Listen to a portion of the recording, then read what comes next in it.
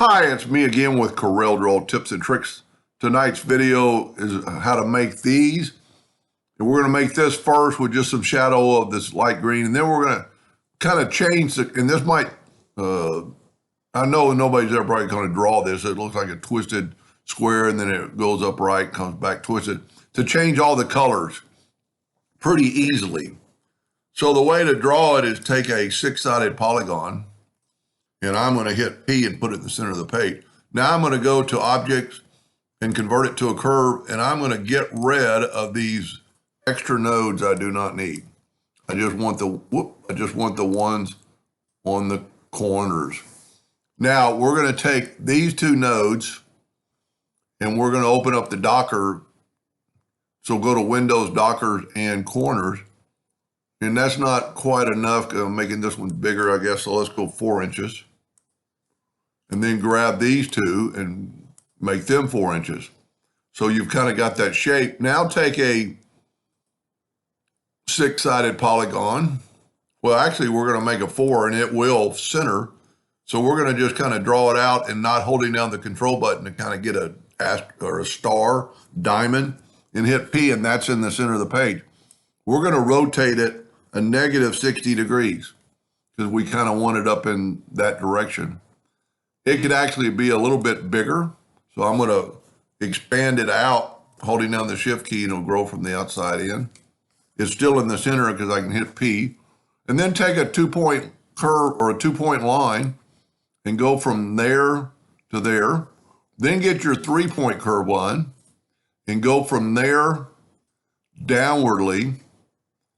But then come back up and make this line look like it's continuously, and then it curves. You know, don't have an abrupt stop right there. Now, because we're in the center of the page, we can get the Smart Fill tool and we can fill that in. But before I do that, I'm going to group this together. Control G.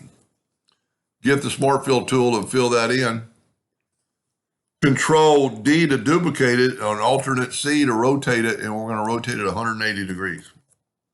And that's what we get. Now we're still going to use blue, but we're just going to fill that in. Now, remember that I grouped that thing together? So now I can grab it and move the lines out of the way, and I just have nothing but fill. And then, so you've got 4 parts, and you can do anything, you know, any shadow type effect, you know. Let's grab this one right here and grab the interactive fill tool and come downwardly, and you can see it's kind of going into that curve part. So let's put a little black on. I missed it. Actually, somehow my black has moved down the scale. We don't want too much, so we'll go like that right there. Now we're going to do the same thing over here, interactive fill tool, and go up. And then we're going to add a little black.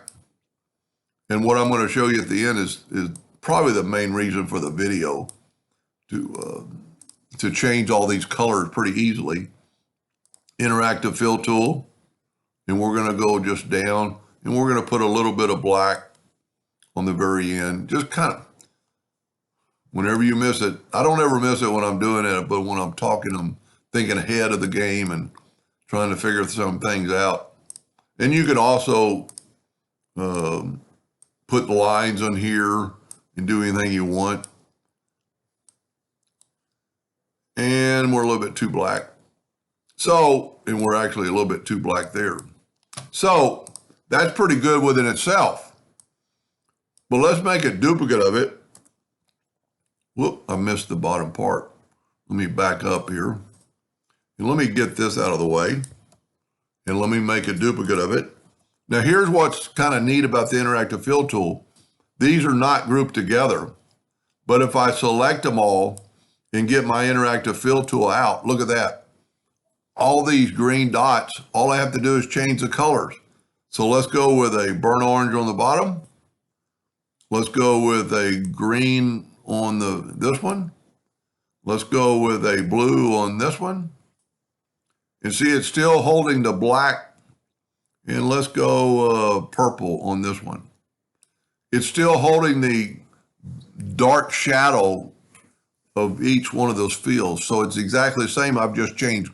And then at this point, you could still grab just one of them and get the interactive fill tool, and you could make it blacker or darker or whiter or whatever you wanted.